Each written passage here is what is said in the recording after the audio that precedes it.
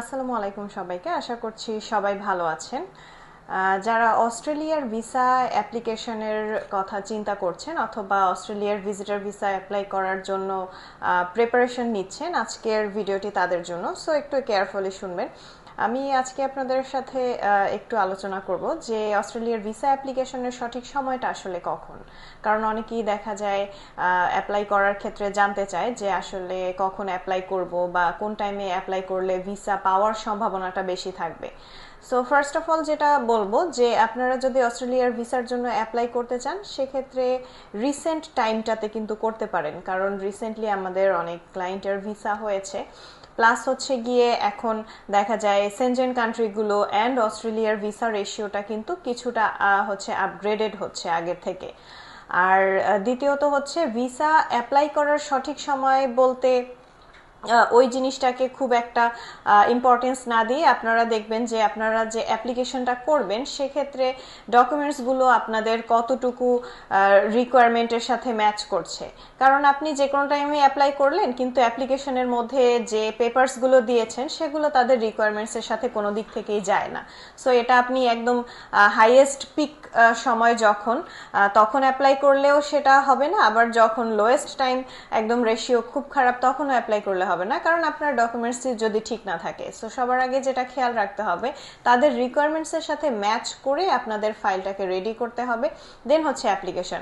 আর সেই অ্যাপ্লিকেশনটা কি সাবমিট করার সঠিক সময়টা কিন্তু আপনারা এখন থেকে শুরু করে নেক্সট কয়েক মাস পর্যন্ত ধরে নিতে পারেন, কারণ অনেক ক্ষেত্রেই দেখা গিয়েছে যে বিগত হয়তো কিছু মাস যারা অ্যাপ্লিকেশন করেছিল অনেকের হয়তো রিফিউজাল এসেছে বা নেগেটিভ রেজাল্ট এসেছে, বাট রিসেন্ট যারা অ্যাপ্লাই করছে তাদের কিন্তু অস্ট্রেলিয়া প্লাস হচ্ছে যে এই টাইপের যে সেনজেনের কিছু কান্ট্রি এগুলো আমি বলবো যে ভালো, কারণ কানাডার ভিসা রেশিও অনেক ভালো, এটা আপনারা সবাই জানেন। কিন্তু এখন সেই সাথে কিন্তু অস্ট্রেলিয়ার রেশিওটাও ভালো যাচ্ছে।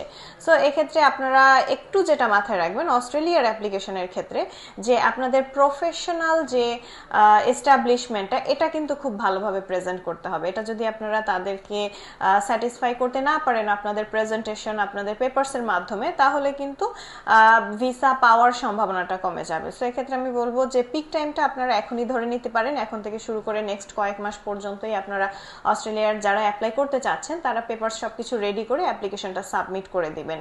আর মাথায় অবশ্যই রাখবেন যে আপনাদের পেপারসগুলো যেন সব সঠিক হয় এবং অ্যারেঞ্জমেন্টটা যেন ভালো থাকে, প্রেজেন্টেশন যেন ভালো থাকে। সো সবকিছু মিলে যখন আপনারা একটা টোটাল ফাইল রেডি করবেন এবং সেটাকে সাবমিট করে দিবেন তখন আশা করি আপনাদের রেজাল্ট পজিটিভ আসবে।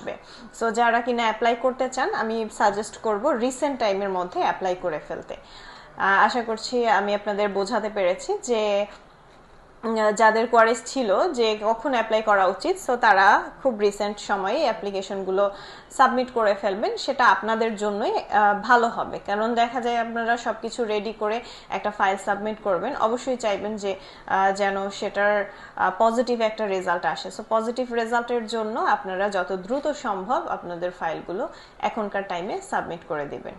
সো এ পর্যন্তই আজকের ইনফরমেশন ছিল। এছাড়া ভিসা অ্যাপ্লিকেশন সংক্রান্ত যে কোনো হেল্পের জন্য অবশ্যই আমাদের অফিস ভিজিট করতে হবে অথবা কল বা নক করতে পারেন স্ক্রিনে দেওয়া নাম্বারে। ধন্যবাদ।